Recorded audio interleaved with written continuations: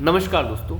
राहुल गांधी की भारत जोड़ो यात्रा उत्तर प्रदेश में आ चुकी है, लेकिन सबसे बड़ी चीज़ जो देखने लायक है वो ये है कि राहुल गांधी का जो व्यक्तित्व है, जैसे वो जाने जाते हैं, पप्पू की इमेज भी उनकी बन चुकी थी कि कैसे कैसे मजाक वो करते हैं। कभी कभी वो स्टोव के ऊपर कोयला रख देते हैं, कभी आलू से सोना बनाने लगते हैं। लेकिन उत्तर प्रदेश में जब भारत जोड़ो यात्रा आई तो उसके बाद उनका नया व्यक्तित्व देखने को मिला।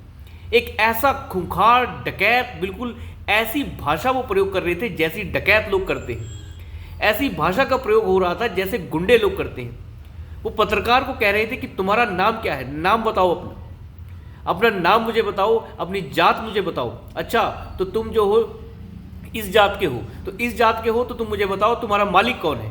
एक टीवी के पत्रकार से ये पूछना कि आपका मालिक कौन है, ये हमारे समझ के बाहर है। तुम्हारा मालिक ओबीसी है या नहीं है, तुम्हारा मालिक दलित है या नहीं है, इस कांग्रेस पार्टी के जो मालिक है वो दलित है या नहीं है, वो ओबीसी है या नहीं है। ये सवाल पूछने का मतलब ही नहीं पैदा होता कि आप सरेआम किसी पत्रकार को बेइज्जत कर रहे हैं। उनका लहजा ऐसा था कि तुम बताओ मुझे, तुम्हारा धर्म क्या है, तुम्हारी जाति क्या है, तुम्हारा फलाना क्या है, तुम्हारा बॉस जो है वो बॉस का नाम क्या है, वो ओबीसी है या दलित है, क्या है वो। अंदाजा लगा के देखिए राहुल गांधी के बात करने का तरीका क्या था।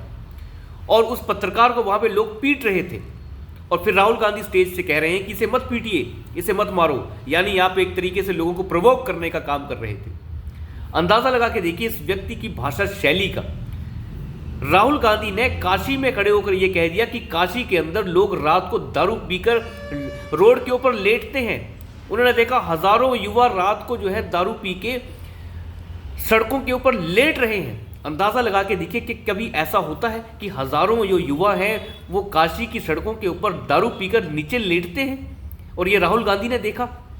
उन्होंने ये तक भी कह दिया कि प्रधानमंत्री मोदी जो है राम के कार्यक्रम में कभी ऐश्वर्या राय को नचवाते हैं, कभी अमिताभ बच्चन को बुलवाते हैं, पता नहीं क्या क्या करते हैं। और आप अंदाजा लगाइए, कह रहा है कि राम मंदिर के अंदर दलित क्यों नहीं आया, राम मंदिर के अंदर जो दलित है वो क्यों नहीं अंदर आया, वो ओबीसी क्यों नहीं आया। प्रधानमंत्री खुद एक ओबीसी है और इन्हें यही नहीं पछता है इस गांधी परिवार में कितने ओबीसी हैं। कैसी विडंबना है इस देश की कि ऐसे ऐसे लोग जो हैं ऐसी गालियां बकते हैं और इन्हें हम सुनते हैं।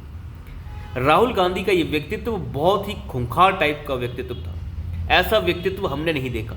क्या उनकी ये फ्रस्ट्रेशन थी, अमेठी में सारी कुर्सियां खाली रहेगी, इसकी फ्रस्ट्रेशन? अगर फ्रस्ट्रेशन ऐसी है तो आप इस तरीके से व्यक्त करेंगे उसे। एक इतनी बड़ी पार्टी का नेता की भाषा शैली ऐसी होगी तो कांग्रेस पार्टी में कौन रुकना चाहेगा, कौन इन्हें डिफेंड करेगा।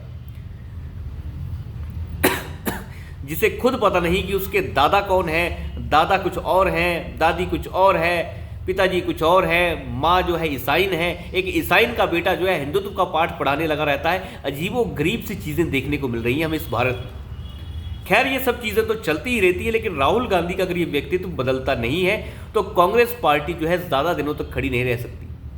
और ऐसे बयानबाजों के बाद अगर अखिलेश यादव को ये लगता है कि वो कांग्रेस पार्टी को साथ लेकर बहुत बड़े मुसलमान वोट अपने साथ ले लेंगे, तो ऐसे वोटों को तो दरकिनार करना फायदेमंद है, नहीं तो यादव वोट भी छिटक जाएगा।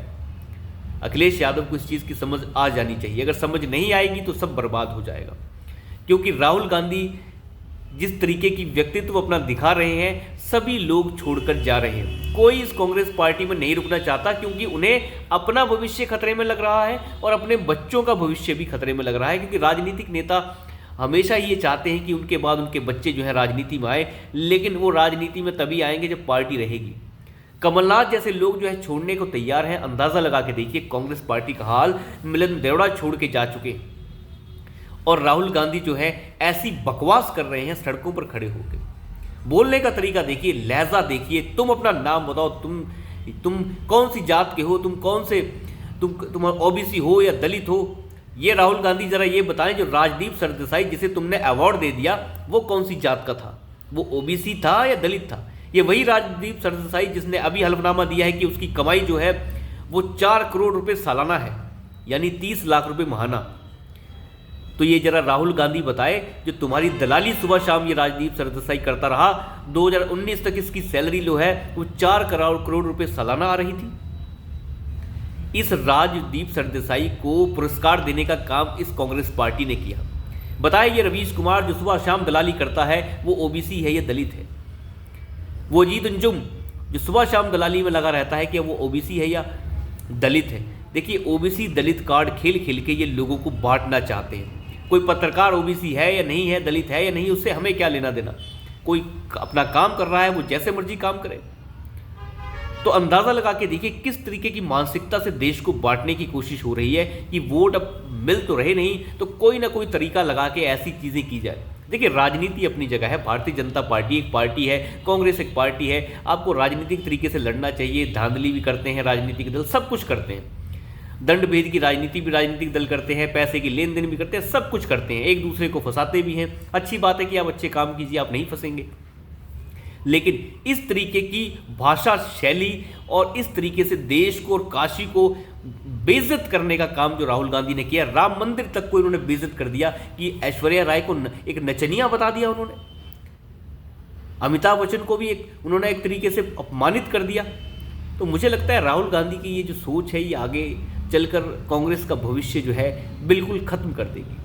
अगर कांग्रेस पार्टी चाहती है कि उन्हें राहुल गांधी के साथ चलना है तो वो अपनी बर्बादी देख लें, और अगर कांग्रेस पार्टी ये चाहती है कि उन्हें आगे भविष्य में कुछ देखना है और कांग्रेसी नेता चाहते हैं कि भविष्य में कुछ हो, तो उन्हें राहुल गांधी को त्यागना होगा। अगर वो नहीं त्यागेंगे तो ये यूं ही आलू से सोना बनाता रहेगा और हो सकता है फ्रस्ट्रेट हो गई ये 55 साल का गबरू जवान कब कहाँ पे चला जाए कुछ पता नहीं चलेगा। मुझे लगता है कि ऐसे लोगों को इस देश की वो अब ज़रूरत भी नहीं है। ये लोग जिनका ना सर है, ना पैर है, ना जिनके धर्म है, ना जात है, इनका कुछ भी नहीं है।